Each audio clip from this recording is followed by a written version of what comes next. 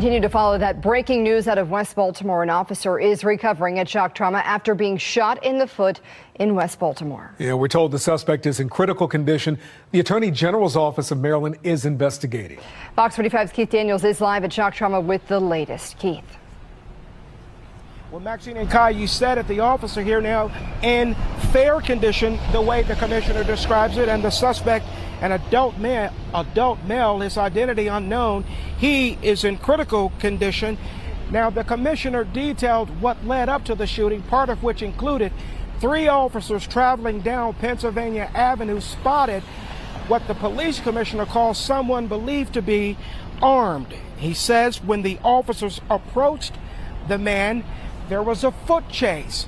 The man turned, wielding a weapon. There was a foot chase, then a struggle. He turned, presented a weapon, he says, and then shot the officer in the foot, and then the other officers returned fire. Several gunshots fired, according to police, with those bullets striking the suspect. Again, that individual in the hospital upstairs here at shock trauma in critical condition. Police say a weapon was found at the scene. That weapon, they say, belonged to that individual who was engaged in gunfire between those officers. And then the commissioner also said that when that suspect went down on the ground, the usual procedure is for police officers to try to render some aid. But he said during that chase, people in the community were also involved in the chase. They were running behind the police officers as the police officers were chasing the suspect. And he says that when that suspect went down from the gunfire, police officers were kind of held back from rendering aid to the suspect because of all the people that were impeding, in his words, them rendering aid to that suspect. He said other officers did respond, regained control of the crowd, and then the officers were able to give some aid to the suspect until the ambulance could arrive and then bring. Before we respond, I do want to say thank you to our super chatters. Brown Eyes, you're here with us tonight. Thank you. Hey, I love you, Brown Eyes, for your $5 super chat. And of course, Kung Fu CJ, we were looking for you, making sure you were okay. Thank you for being here tonight with your $5 super chat. You said you were in a meeting, and Brown Eyes, we say hello back to you. Before we respond, I want to show the clip of the mob that were basically attacking the police. That's clip number 5. Man, beat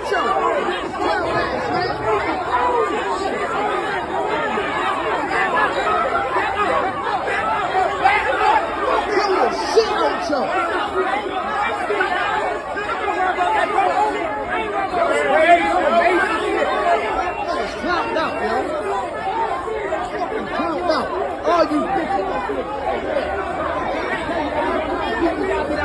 down with them and this bitch the fuck out. I'm telling you, I be and this bitch the fuck out. I'm telling you. What's up, bro? I'm trying to tell you, I ain't even playing, brother. I'll be one dead ass nigga. Don't want to spray the mace, boy. You a bitch.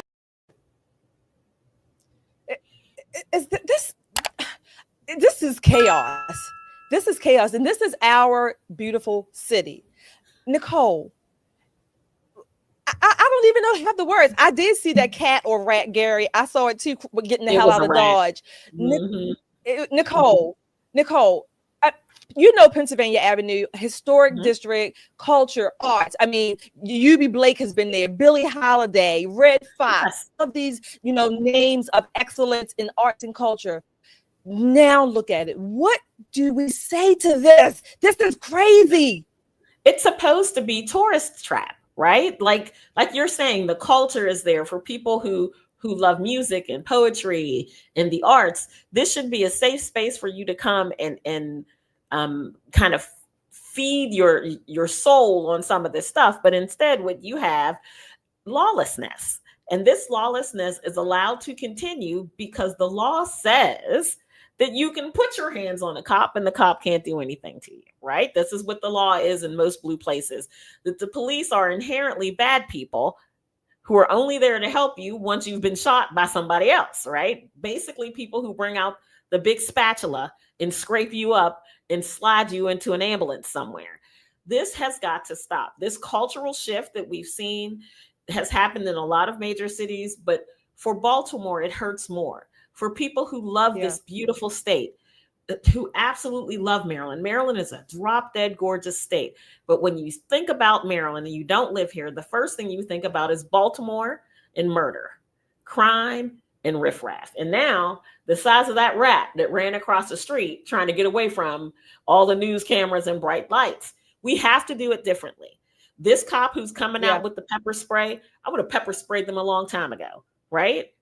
But when you have a mayor who's going to say you're 100% wrong in what you've done, who's going to file charges against you for doing your job, and since they've repealed the Law Enforcement Officers Bill of Rights, they're liable for things. We're lucky that we have any cops at all in the city. Yeah.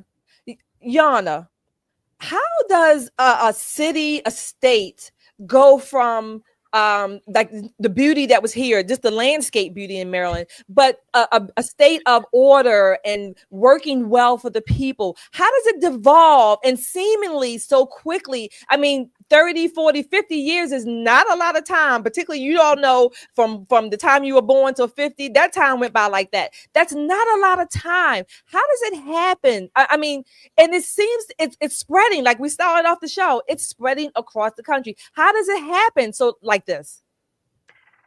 I mean, I have to agree with Nicole is that the hands of police are tied.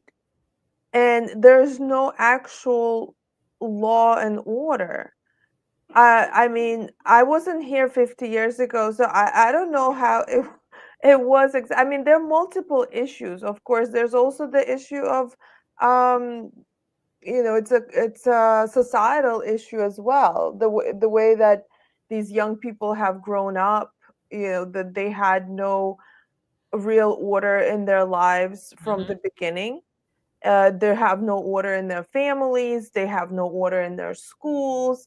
A lot of them are illiterate. We have talked about that. You know, the education system in Maryland, in Baltimore, particularly, is not working, and there's no purpose that people have. There's these young people are growing up literally without purpose, and then on top of that, they're not afraid. They're not afraid of the police. And there needs to be a heavier hand in situations like this. Absolutely. Absolutely.